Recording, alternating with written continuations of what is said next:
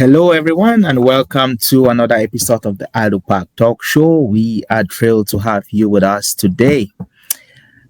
If this is your first time tuning in, please remember to follow our Idlepark Talkshow Facebook page and feel free to subscribe to our Idlepark YouTube channel. Today, we are diving into an important topic I think is crucial for young people who are starting on their financial journey. We are going to be talking finance, building wealth, and how that, connects with the young people in our community these days. Our guest is a licensed financial professional with 3 years of experience, currently completing a business degree at Mark Ewan University, set to graduate next year. She is on a mission to educate and to empower families about smart money moves.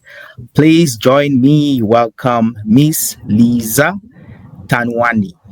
Hi, Liza. Welcome again. Thank you very much. I'm so happy to be here at Song of Faith. How is everything? Perfect. I would like us to start with something simple.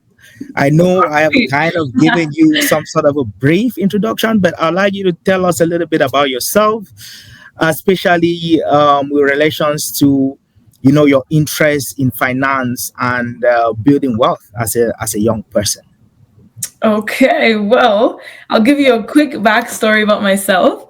Right. Hi, everyone. My name is Liza Tanwani. I'm a licensed financial professional, and I've been doing this for about 3 years now. But I wasn't always in the financial field, right? As Asanga Faye mentioned, I am also a full-time student at McEwen University. And before entering university, I've always been someone that's very entrepreneurial, very be your own boss, I want to run my own things my way, right? And so throughout high school, I didn't get a job.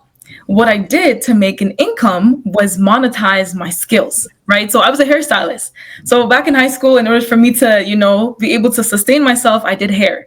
And I was a very good hairstylist, right? Anything from braids to cornrows to twists, anything black hair, you would call Liza and she would help you very well, okay? Right. So leaving high school now, it was time for me to enter the next chapter of my life. And I always, had that entrepreneurial spirit. And I wanted to know, okay, what more is there? What more can I do? Because as a hairstylist, what I was doing was very similar to very similar to an employee, right? I was self-employed, meaning that if I work, I get paid. If I don't work, I don't get paid. Right. And so I was very open to new opportunities, knowing that I want to get an opportunity where I can be my own boss. So entering university now, I was introduced to the financial industry by my mother, right? Who's also, she's an agency owner right now. And basically she had made me understand at a young age the importance of how money works, the importance of knowing and understanding and having that financial literacy so we can, in fact, have a better financial future. So when I started now to get my license, that was the first step. I began learning things, some financial concepts and strategies that I'd never heard before. And I hope that you guys would agree with me when I say, like, these concepts, they're not taught in school. Right? A lot of these they're not taught in school. So unless you go and find this information yourself, you're not going to get it. Okay. So I started learning these things. I was so passionate about it. I'm like, wow. So that's why I started talking to my friends and my family and my relatives. I was educating everybody about the things that I had learned because I was so excited. Okay. Right.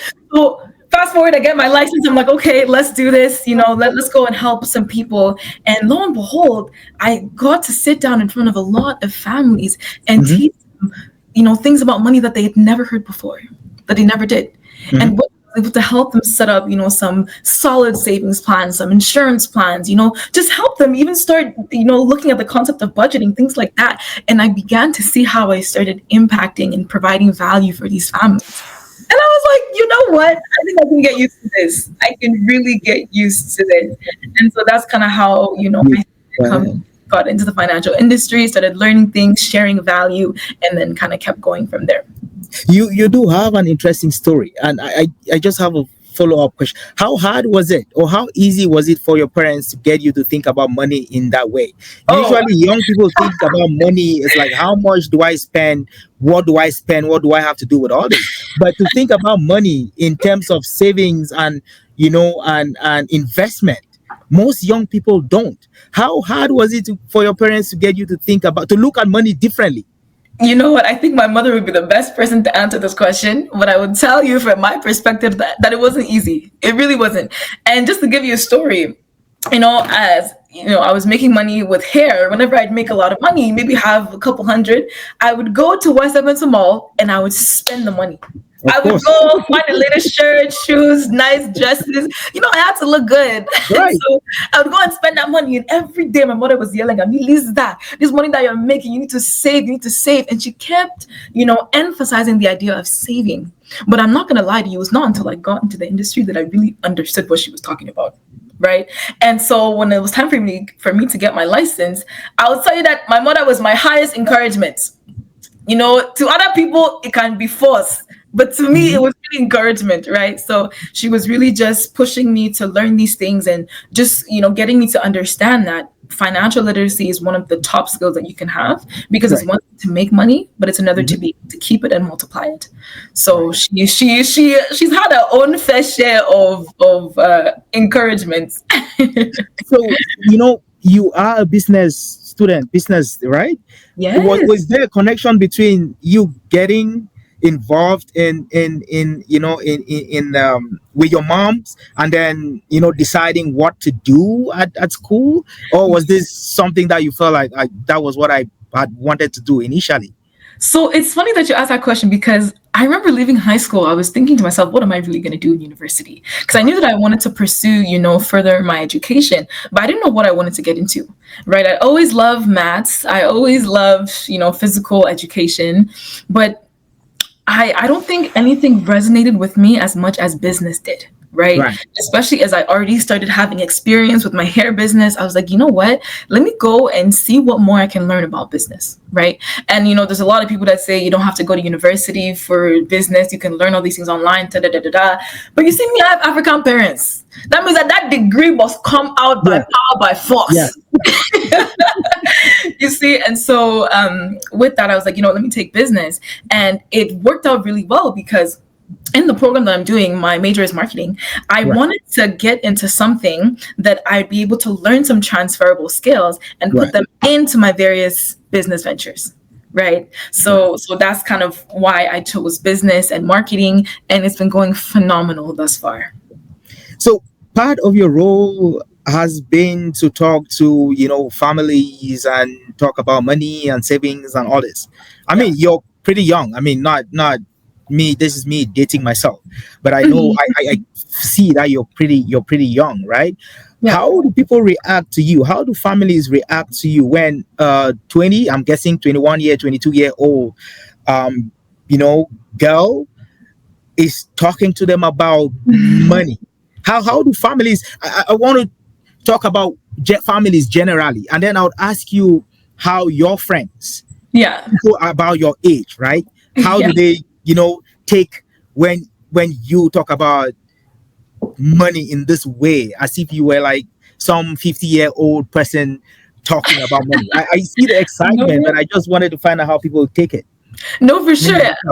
I will say that when I first began, as I was new, I was fresh, turned 18. I was trying my best to, go out and talk to all these families. And one of the biggest challenges I had was people taking me seriously because of my age. That was one of the biggest challenges, because, most, typical African elders, they're like, oh, what do you know about money? How old are you? Have you even finished school? What is it that you're talking about? But one thing I learned is that as much as my age might have been a limitation when I began, it also was my strength. And the reason I say that is because me as a young person, what I don't have is age and at the time experience. But what I have is time to learn. Okay. And so what I had to do is I had to get really, really good at the skills of this business. I had to take the time to make sure that I knew what I was talking about. So when I sit down in front of somebody, they know that, okay, this is a serious person, right? And with time and experience, I was able to build that grit to the point where when I start talking to people, my age doesn't even come up into the conversation. Right. Most people don't find out about my age until we finish doing business. And that's because, I've learned to be able to be very mature in the way I handle my business and how I communicate with people, that they mistaken me for much older than I actually am. right? And so I would say that at the beginning it was a challenge, like people weren't really taking me seriously. But then with time, as I continued persevering and learning and getting better at the business and my skills, I was able to present myself more maturely, and that really helped in people understanding and giving me a listening ear to see the value that I was able to bring to them. Right. And then now for my friends, that was a bit of a culture shock. And the reason I say that is because, when you hang around some people, they know you as, someone you used to be. They know you as one thing, right? That you are jokingly kind of person, you are laughing. Then when you start to get serious now, they haven't gotten to the point where they can adapt to this new personality or a new thing that you're doing. And so it becomes hard for them to accept you for who you are. Right. So when I first started this business, I had a lot of challenges with my friends, and really just getting them to sit down and give me a listening ear. And it's one of those business lessons I learned where, sometimes your close friends will be the last people to support you. And that's just because, they don't know what they don't know. So it's up to you to persevere, to keep going, to pushing, because with time they're going to come around. Mm-hmm. But time, as they see the success that you're having, as they see the impact you're having in other people's lives, they're not going to come and give you a listening ear. And recently I've been able to help a lot of my friends because they've seen that, okay, this is not just something that she's doing funny, she's finishing it fast, she's going, right? This is something that she's serious about. She's putting in time, she's dedicated, she knows what she's talking about, and she's here to help. That kind of thing. So that's how it's been, and it's going very, very well. I would definitely believe it's like, even me, just even when I interact with my friends, again, when I was much younger, like, if you're different from how I know you, it's hard to take you seriously. I'm like, I was sure that was a challenge that you definitely would face when you talk about, finance with your friends. 100%. When you talk to them, what does it mean to build wealth? What is wealth building? What does it mean? I know it's kind of generic. What does that mean practically? Practically, in the most simplest terms, being able to build wealth is being able to multiply money, being able to build assets, right? Being able to turn liabilities into assets, and essentially having systems in place to keep that going, right? Systems in place to keep that wealth sustainable, keep that growth sustainable. In simple terms, that's what it means to build wealth for me.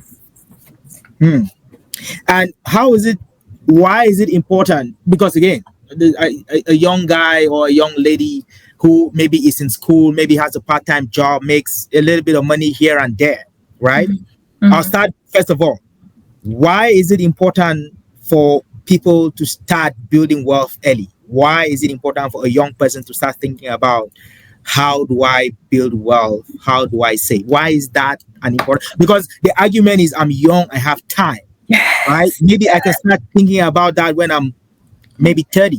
Yeah. So why is it important for us to start early? I love that you asked me that question, because I get that question a lot, especially when I attempt to talk to people my age, right? They're like, why do I have to do this now? I have time. But the number one thing I want people to take away from this is that when you're young, you have the greatest asset on your side, which is time. Time is the greatest asset that us young people have. And the sooner we understand how money works, the sooner we understand financial literacy, the sooner we're able to make money work for us. Okay? Now, when I talk about making money work for us, I'm talking about, when we look at investing and money growing.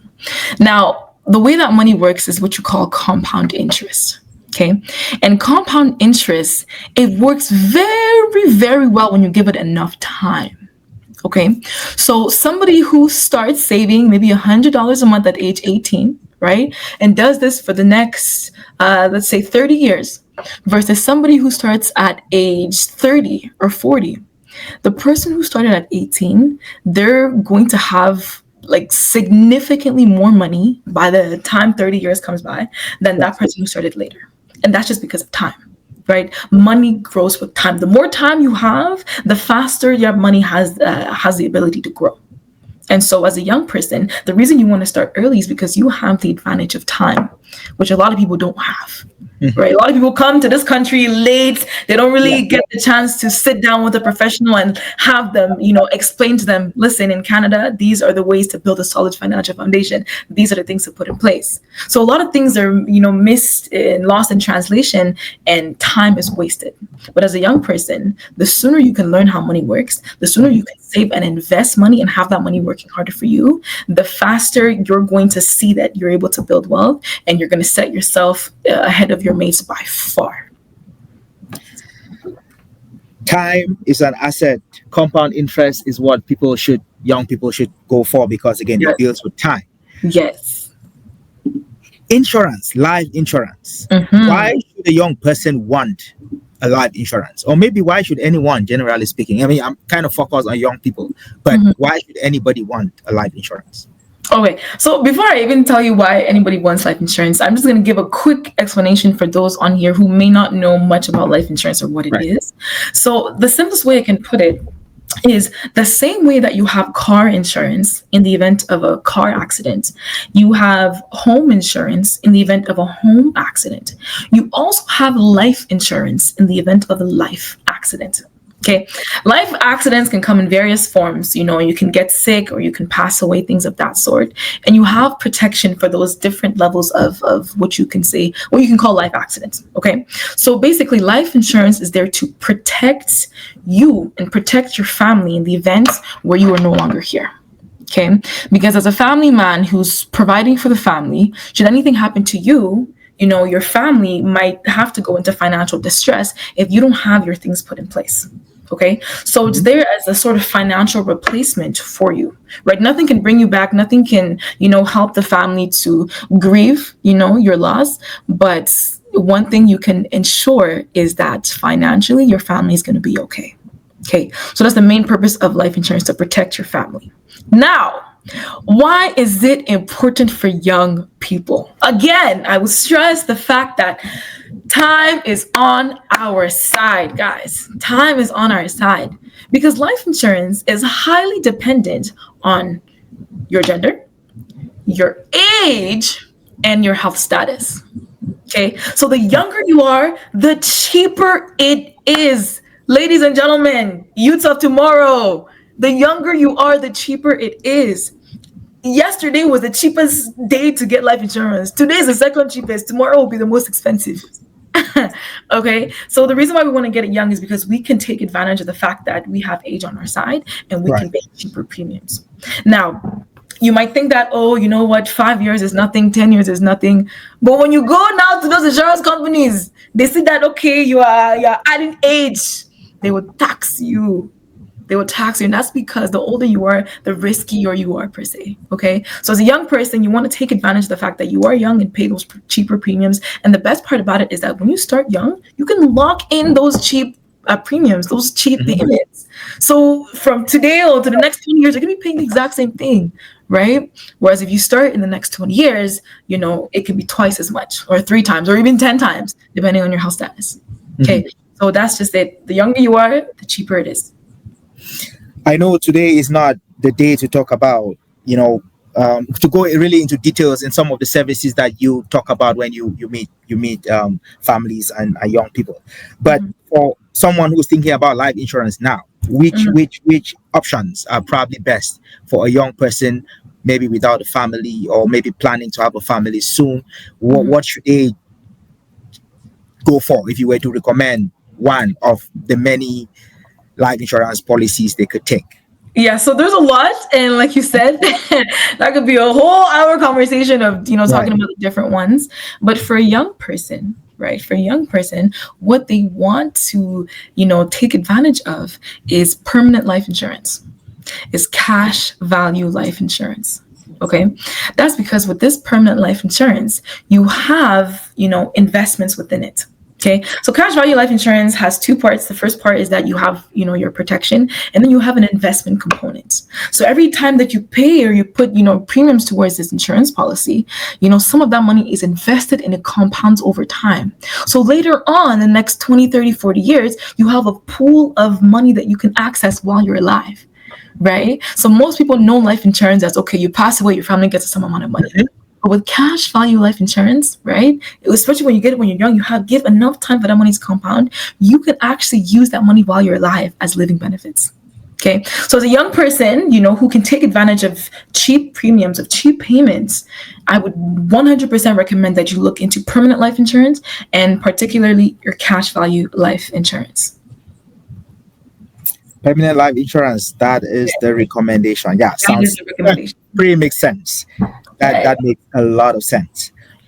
So in the course of preparing for this conversation, I kind of Yes. went online and I Okay. saw you've I saw uh, an episode of a podcast you had with Dr. Rose Joshua Dr. Rose Joshua, that's my from mentor. a while ago, right? Yes. And you had a pretty big ambitious goal or mission. How long has it been when you had the podcast?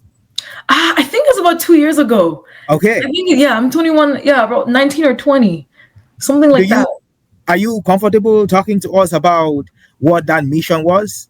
Of course, of course. Okay, so Uh, ladies and gentlemen, Unfortunately, I am going to kind of hold you a little bit accountable on her behalf. good. I, I We love remember that. she was going to hold you accountable. So I'm just Mm, going to, play that role very briefly today. okay. So yeah, can you tell us a little bit about what your mission was? Yes, yes. Okay. Yeah. So my mission was to become a millionaire by the age of 30. Okay. So by the age of 30, to put my assets, build my income, get to a certain level where I'm able to make passive, residual, and active income, right? But then by the age of 30, get to 7 figures. That's the goal. And it's 2 years. How far are we, without giving any specifics in terms Yes. of detail, how far have we come with realizing that goal?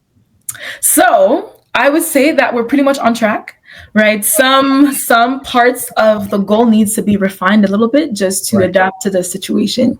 And as you all know, sometimes life can happen, right? Mhm. But ultimately, we're continuous with the fire, with the grits. We're trying our best. We're continuing. We're pushing. We're making sure that with the income we make, we're saving and investing, right? So that as much as we're working, the money is also working for us, Mhm. right? And so, I would say that it's going very well. Perfect. I thought I'll get a little bit of accountability here. Cool. So, what lessons have you learned? I mean, you've been on this journey for a little bit. Yeah. What lessons have you learned along the way that might be you might want to share with people your age or people who might be thinking about starting on their own journeys? What lessons have you picked up along the way? Okay. So the number one lesson that I've learned is that you will never feel 100% ready to start. So whenever you have an idea, whenever you have an inch of inspiration to do something, my number one advice is that you go ahead and do it. Even if you have no idea what you're doing, never been in the field before, have no guidance, just start. I promise that you will figure it out. You will find a way. And it's funny you say that because I have a younger sister. Her name is Diane. And she recently entered high school. And, she was coming to me for advice on what she should do to make an income because she got to that age where she wanted to start making her own money to go and Mhm. spend, do this and that. And with the experience that I have being an entrepreneur and running a business, I told her, listen, Diane, the number one thing you want to do, right, is you want to find a skill that you have, find something you love to do, and find a way to monetize that. Find a way to monetize that. And for her, it was doing nails. She loved she always liked playing around with nails. And, she was very, very good at that. I'm like, listen, Diane, you do not need to go and find a job to work for somebody else. Because Yeah, as long as you work for somebody else is in control of your life. Somebody else is exactly. in control of your income. Somebody else is in control of your time. Okay. So I told her, listen, if you have this skill, I want you to work on it, develop it, and monetize it. And so, when we were talking at first, we got very emotional because, she wanted to follow the crowd. All her friends were getting jobs. They were Mhm. all going to McDonald's and Tim Hortons. And when she was talking to me, I I was yelling at her because she wasn't listening to what I was saying. And it's funny because she actually ended up crying after that conversation because of how harsh I was on the fact that, listen, Diane, monetize your skills. But long story short, she ended up listening to me, right? And today she owns a very successful nail tech business. She has clients coming from all over, some people driving hours just to come see her. And this girl is in high school. She is in high school and she owns one of the biggest nail businesses in Edmonton. I can only imagine what she's going to be like when she's in university, even when she graduates, the amount of success she would have amounted because she started early. Right. And I want to emphasize the fact that she had no business experience. She just got into nails. She didn't know what she was doing, but with time, she figured it out. So one thing I've learned, and I will continue to give people advice on this, is if you have any sort of inspiration, any thoughts about doing something, just do it. Just do it. Just go. Yeah. So that's the advice that I have for young people. That was definitely good advice. And I'm thinking your sister was lucky to have someone who had kind of been through, learned, and probably made mistakes. And I'm going to get to you with what would be your biggest blunder, or what would be probably the most significant mistake you've made and that young people can avoid when it comes to this financial journey. Honestly, the biggest mistake, or I wouldn't really say mistake, I would say more like learning curve. Yes. Learning curve. Missed opportunity, however you want to put it. Yes. Is the concept of consistency. The concept of, continuously doing something over and over again, regardless on how you're feeling, regardless of what's going on, just knowing that you have a goal and you need to continuously do what you got to do to get it done. Right. One thing, or one of the setbacks that I found in my journey is that, sometimes with school and business, things got a bit stressful. And so I would back off. I would take my foot off the gas for a little bit. And I found that by doing that, it killed my momentum. And one thing you might hear a lot of people say is that momentum is really hard to gain, but very easy to lose. Right. So once you have momentum in your business and, your ventures, whatever that is, you want to continuously put in the work that is required to see the results you're looking for. Right. Regardless of if you're feeling sad, or the sun isn't out today, or, you don't feel like working out. But if you have a goal, you gotta get to it. You gotta do what you need to do. And I wish that, at times where I relaxed a bit or took my foot off the pedal because of, excuses I was making for myself, that I didn't, that I came above that and continue pushing forward. So that's the biggest thing, just remaining consistent. Yes. Just like for most things in life, consistency probably pretty important. Patience, which a lot of us don't have, especially when you're embarking on a journey with lots of uncertainties, right? Yeah. So right. I think consistency is definitely pretty important. Yep, for sure. Mindset. How would you attribute your journey to your mindset? I don't know if it's a mindset that you got from your parents. I mean, considering that your mom, you say your mom is also in the financial services business, or if that is just something that was what is it about the mindset of the person who is embarking on this journey? What is it about you mindset that got you here? Your mindset has to be strong.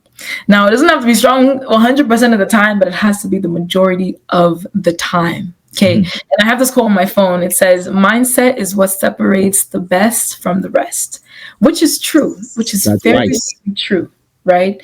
And I tell people that, listen, you have to believe in yourself. In anything that you do, you have to believe in yourself. If you don't believe in yourself, how do you expect other people to believe in you? Okay, so you have to be your number one cheerleader. You have to be your number one supporter. You have to be your number one motivator. If you don't have those, it's going to be very difficult for you to sustain the hard times, right? So when we talk about mindset, you need to continuously feed your mind. You need to continuously, equip it with ways to stay strong, with ways to come out of a tough time. Now, I'm not saying that you're not allowed to have tough times. I'm not saying that, it's a crime to not be strong for a day. But what I'm saying is, you want to be able to put together systems for yourself, Mm-hmm. to keep you in check, and build habits that will continuously feed your mind, Mm-hmm. right? And when you talk about believing yourself, it's wholeheartedly believing yourself, because the world sometimes isn't always nice. Isn't You're gonna have curveballs thrown at you. You're gonna have, people disappoint you, but at the end of the day, if you believe in yourself, right, and you keep strengthening your mind with, literature, and with the people you surround yourself with, and continuously pour into yourself, you're gonna be okay. Even the times that seem tough, I promise you, you will get out, right? But all is that you need to keep feeding your mind, Yeah. and you'll be okay. Yeah. So that's what I have. That was well articulated. Nothing to follow up. Well understood, even for myself. So I'll let that be. Um, hmm. How do young people balance? How do you young people balance this? I mean, the need to spend on lifestyle and savings. How it, I mean, it's not an easy balance, I would think. How do young people manage that? Because again, I mean, the in terms of demands, lifestyle, there's a lot that goes on in the world. Social media is probably the worst and the best thing that has happened in this generation, right? Where there is, there's a lot of, I don't know if I should say competition in Mm, terms of how people look, what you wear, what you buy, what you this, and there's a need to spend money, even for older people, even for people my age. It's a constant pressure for me. How do you survive? How do young people survive that pressure out here? I'm going to be very honest with you. It has to be intentional. It Mm. has to be active and intentional. You saying to yourself, you know what, these are the goals that I have. This is what it requires, and it's not always easy to, to stay on track with your goals, especially with all the distractions that are out there, and like you said, competition, or need to stay in style and things like that. But if you have your goals at the forefront of your mind, right? And on a day-to-day basis, you know that, what, okay, this is the budget that I have for myself. This is where my money needs to go. Mhm. Then, it'll be a bit easier to navigate that and to stay consistent with, staying away from those temptations that you might have to spend money. Right. Mhm. And a concept I want to share on this platform is what you call the latte factor. Okay. So basically, the latte factor, the idea is that there are little things that we regularly purchase that ends up cutting into our budget much more than we might realize. Okay. And this is not only consistent with youth, but literally everybody, right? So that coffee that you might purchase every morning, or when you go to work, maybe the McDonald's you get, Mhm. or maybe you're shopping and at the mall you get a bubble tea or you get a drink, or these are small things that we think are we don't think make a lot of impact, but they actually do over time, right? So the number one tip I have for people is to first try and identify what your latte factor is, right? Mhm. What are the little things that you continuously spend money on that you think don't have an impact, but they really do? Okay. And once you can identify, those habits that you have of spending, you can try to actively avoid them and actively, put things in place so you don't have to go and spend that money. For example, a lot of students, I advise them, like, guys, don't go and be spending money on campus to buy food. Pack your food at home, right? Go and pack the rice and stew that your mother made. Go and pack your food so you don't spend money on food, because that money adds up, it racks up. And I get a lot of complaint, oh, I don't have money to save, da da da da da. But now when we look at their budget, we look at the latte factors, we look at the ways that they're spending money. These same people that are saying that they don't have money to spend, right? Should they kind of just refocus their spending, they're able to save at least $100 a month, at least $200 a month, right? Because Mhm. of these little ways that money is just leaving your pockets. And so, yeah, no, it has to be an active effort, because temptations are out there, advertisements are out there. Listen, these companies are getting smart with their marketing tactics. Of They're getting course. very smart. Even sometimes me, I'm tempted, right? But it's just coming down to having your goals at the forefront of your mind and understanding what your latte factors are and actively working on reducing your spending. Budgeting. How does budgeting help with, you know, at least like a safeguard to how young people or how people spend money generally? How important is that to kind of have a budget and maybe stick by? I'm sure you probably have a budget and make sure you stick with it, right? So for the budget, I would say that's one of the most important things that you need to do, or you need to have, if you want to, build wealth. And the reason being that if you don't have a budget, you just be spending money here and there before you know your money is finished. Okay, so I'll say that having a budget is really, really important because it serves as a guideline for what you can and should not do. Right. So, for example, if for myself, if I set that my budget to spend money on food this month is $100, if in week one I go out with my friends and I spend $80, I know that okay, that's it for me. I'm going out to eat for this month. Okay, so that I'm able to keep in line with the other financial goals that I have. All right. So I'll say that the importance of having a budget is really serious, and more people should pay attention to it and should use it when making decisions about spending money. Perfect. Just as we kind of round up our conversation again, this is kind of your first invitation to the Idlepark Talk Show. I'm not going to overwhelm you with a long show, so we would kind of do a short show today. Hopefully we can bring you back and talk a little bit about some of the specifics, right, at some point in the future. But as we round up, I kind of wanted to kind of lighten this up a little bit, just to kind of ask. I know mental health is kind of an important piece here with the pressures and the stresses that we all deal with, right? Mental health, is that something that you think about? What do you as young people do for fun as a way of managing your mental health? What does that mean to you? So I like that. Kind of a serious conversation. It sounds like light, but it mental health is definitely a serious piece, I'm sure. It's very, very serious, and I'm happy that you're bringing these kind of conversations to the community because for the longest time I felt like it wasn't really a conversation that was really had, right? Especially in African households, you just do as you're told and you continue to move. Sad. What is sad? What is depression? What is I don't feel like right? And so to keep in line with my mental health, or to just make sure that I'm not overwhelming myself, there are days where I just take breaks. And I don't go too hard on myself when I feel like I need a break, because I know the stress that I can be under at times. I know the effort I put in, and sometimes I have so many things going on, and sometimes it's okay to just need a day to relax, to de-stress, to just rest.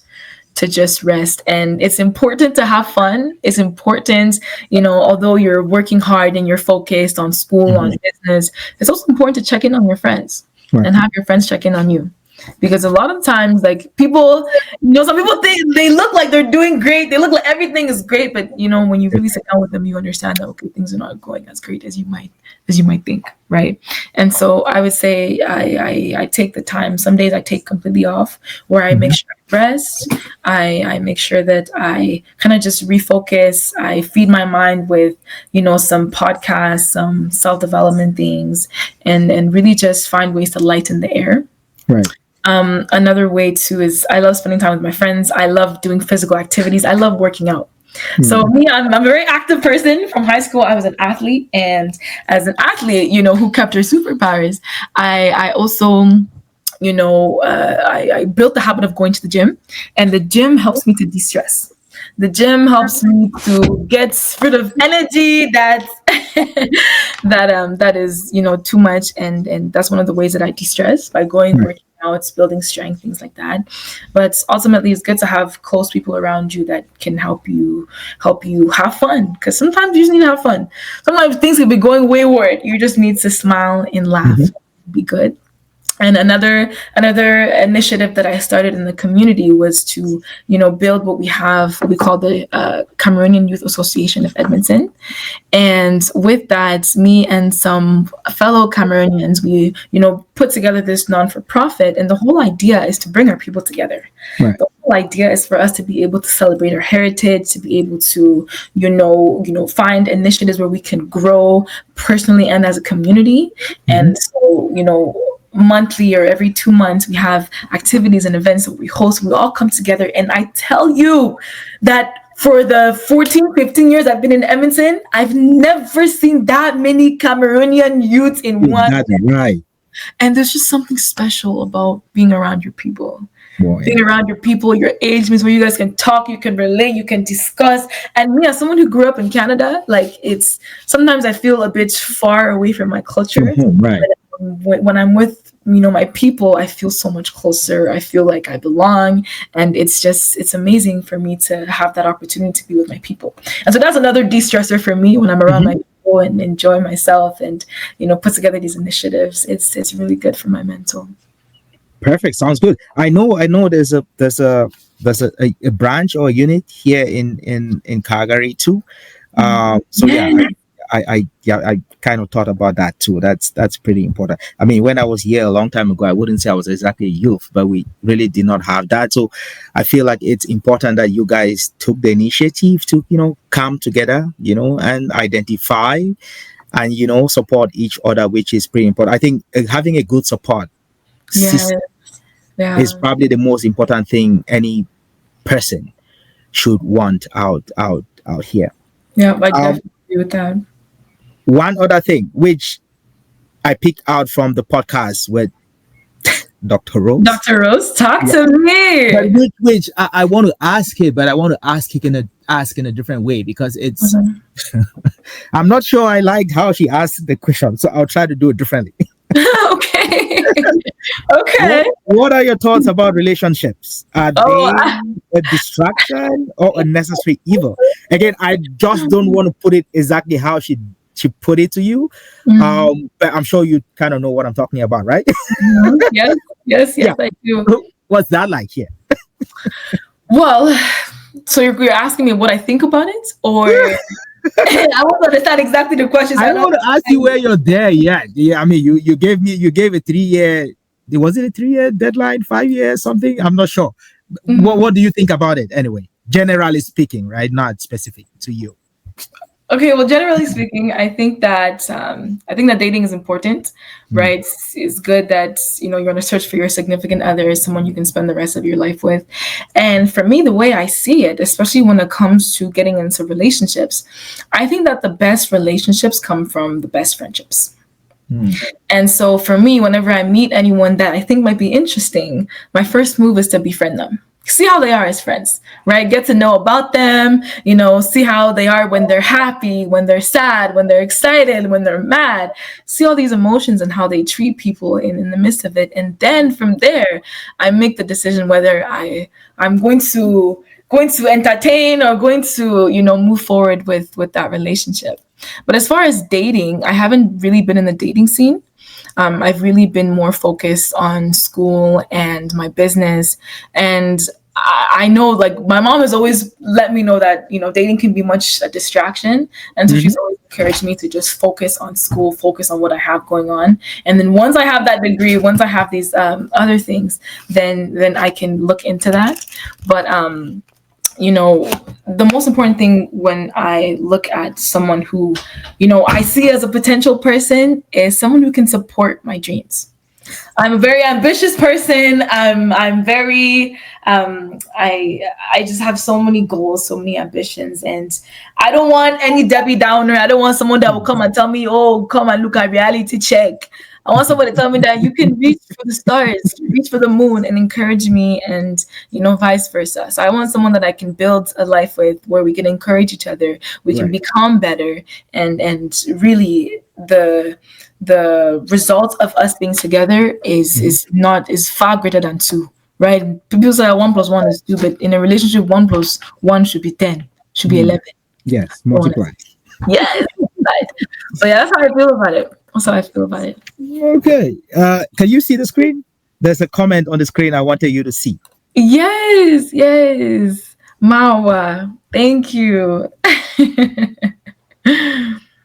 Perfect. So how can people reach you? People can reach me through my social media, through my phone number. I promise I don't bite. But my phone number, do you want me to tell my phone number? Yeah, of course. Or where else on social media can they meet? Facebook, what your Facebook, however, Instagram, I'm not sure. Or Okay. you could, of course, send them to me. I'll put it under the comment section so people can get it if they want to. Okay, sure. I can say it and then I can also send it to you so they Of have it. course. Yeah. Okay, so if anyone is looking to learn a bit more about how money works in Canada, Mhm. get that education, look for some recommendations of how you can improve your financial situation, feel free to reach my number, which is 587-335-7274. And if you're looking to see how my life is going, follow me on this journey. You can reach my Instagram, which is at the Liza Tanwani, TheLizaTanwani. And I'm mostly active on those two. I was able to sync my Facebook and my Instagram. Us young people, we don't really use Facebook too much. And It's so for old people. I guess any simple way it's for that I old can do people like things. us. So I link my Instagram to my Facebook. So whatever I do, my Instagram reflects on my Facebook. So that's how I use my Facebook. But I'm not too active on there. But if they need to, if that's the only way they can reach me, they can. But preferably either my number or through Instagram.